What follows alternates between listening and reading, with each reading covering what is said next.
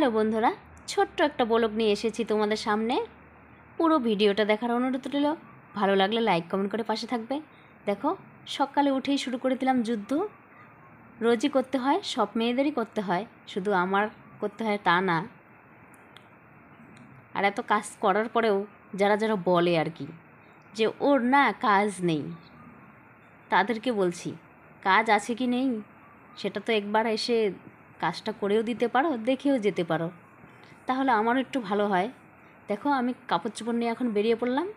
এখন কাপড় চোপড়গুলো ধুবো, ধোয়ার পরে ছান করব, ছান করে আবার রান্না করতে হবে। দেখো, আমার ছান করা হয়ে গেছে, কাপড় চোপড় ধোয়াও হয়ে গেছে। এখন আমি সেঁদুর পরে যাব রান্না করতে।